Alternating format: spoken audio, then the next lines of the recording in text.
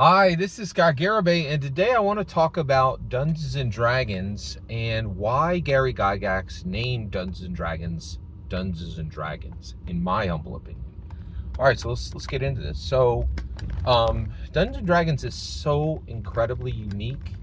There's really nothing like it on planet Earth, and it was created by Gary Gygax in 1974. So, my opinion is that Gary Gygax is the most misunderstood, underestimated American in all of American history, and that we are going to be learning what he accomplished for the next 3 centuries. I think Dungeons and Dragons will be fully understood 3 centuries from now.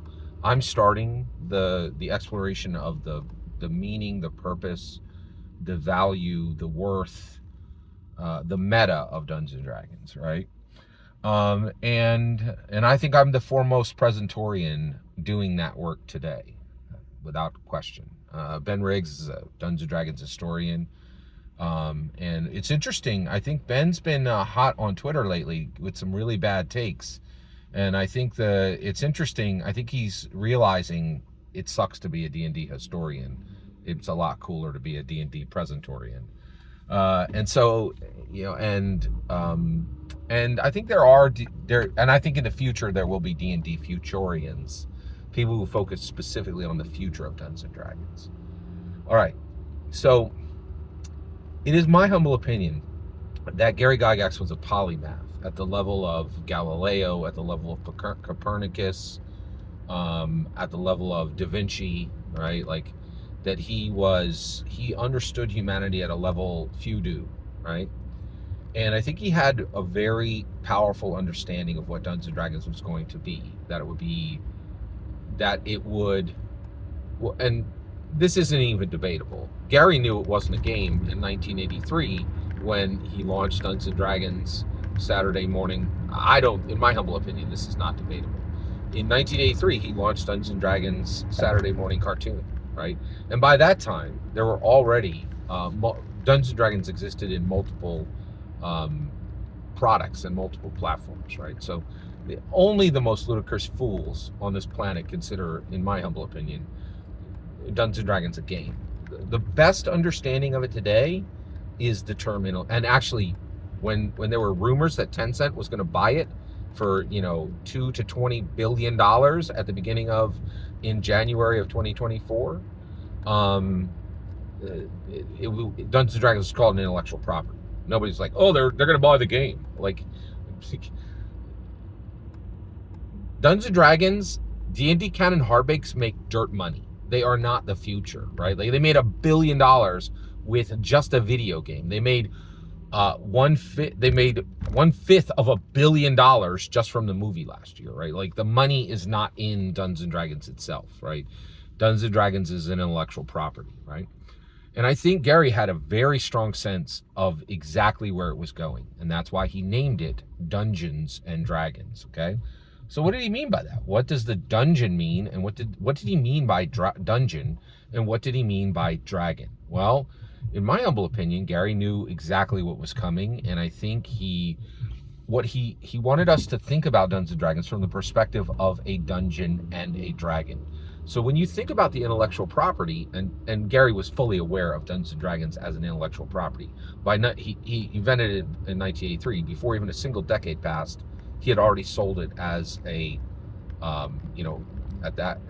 a television show, right?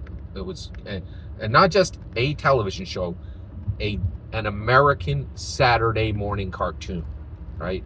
Those are stamped in gold, right? That is the era for American Saturday morning cartoons. Those will never be forgotten. They are, it's like Dungeons and Dragons came out with Transformers, with G.I. Joe, right? Like with the most iconic, Saturday morning cartoons ever, right? So he was fully aware of it as an intellectual property. So when he said dragon, in my humble opinion, what he was saying was the dragon is the intellectual property. It is the part that will pick up the dungeon performers and the dungeon masters and take to them to these elevated spaces that Joe Manganiello talked about. Joe Manganiello in a D&D Direct said, I'm having elevated conversations with people who have used Dungeons & Dragons to transform their lives and in turn the lives of their culture, the lives of their, the lives of the culture around them, right? So Gary knew that Dungeons & Dragons, in my humble opinion, would quite literally transform the lives of literally millions of Americans, right? And then eventually the world, right? Because what happens in America happens in the world 10, 20 years later, right? The best of what we create, and some of the worst. Yeah, it's interesting. So basically, the dragon is the intellectual property itself. It lifts up dungeon masters. It lifts up dungeon performers and literally flies them above the muggles of the world. Allows them to be wizards, not just as player characters, but wizards as dungeon performers, right? The dungeon performers and dungeon masters simply do not fit into this world. We are above it. We are lifted above it by the IP itself, right? By the dragon. What is the dungeon? I think Gary even then knew what the dungeon would be. The dungeon of Dungeons & Dragons is always its owner. Its earthbound, practical, tangible owner. First it was TSR, right? Then it was Wizards of the Coast. First it was TSR, a doomed company, right? Then it was Wizards of the Coast.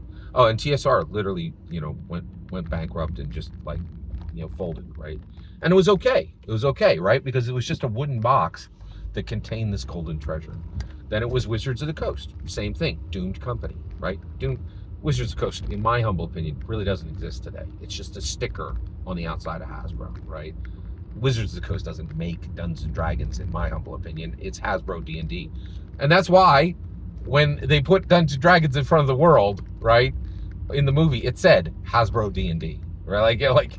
And just to be Wizards of the Coast is just a vestigial nub, right? Like the people who create the starters and the people, Wizards of the Coast means nothing. It's just a sticker on the outside wall of Hasbro. That's all it is, right? A doomed company, in my humble opinion. Look at this. At the beginning of January 2024, it was like, Tencent could be buying Dungeons & Dragons, right? This was a rumor now, and Hasbro stepped up right away and said, that's not going to happen. That's not going to happen. No, everybody chill out. Well, that's not going to happen, right?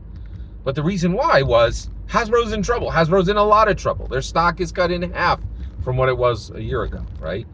And so I think Gary always knew the dungeon would be the owner of Dungeons & Dragons. And so I actually think that companies are kind of doomed to own Dungeons & Dragons. And it's always the same. It was definitely this way with Wizards of the Coast. They were like, we'll buy Dungeons & Dragons. Just a bauble. We'll own it. Dungeons & Dragons tore through, has Wizards of the Coast swallowed Dungeons & Dragons, and Dungeons & Dragons cut itself out of the belly of Wizards of the Coast. And Wizards of the Coast is nothing today, and Dungeons & Dragons is everything. And right now, Hasbro, right? They're like, we'd like to hold on to this thing, right? We want it, right? But Dungeons & Dragons has many suitors, right? What does Hasbro have? They're just a toy company, right? People are like, kids don't really play with toys anymore. You guys valuable at all? But that shiny thing you got called Dungeons & Dragons, oh, I'm quite interested in that. Or so the dungeon is Dungeons & Dragons' physical owner. And if you are a company, trust and believe, you hold Dungeons & Dragons at its mercy. It can tear you apart. It can change you. It can shed you like a husk whenever it wants, right? So the reality is, I really want, if you are a CEO, right, you best recognize before you roll up on Dungeons & Dragons. You think you go to buy it, it will own you. And this is what we're seeing. Dungeons & Dragons is certainly not a game, in my humble opinion, and it's really not like any product that has ever existed. It's truly, truly incredible. Every single word you just heard is my humble opinion. What's important is when I get to hear your humble opinion, when you get in the comments and send your traffic. Please consider liking and subscribing, and have a wonderful millennium.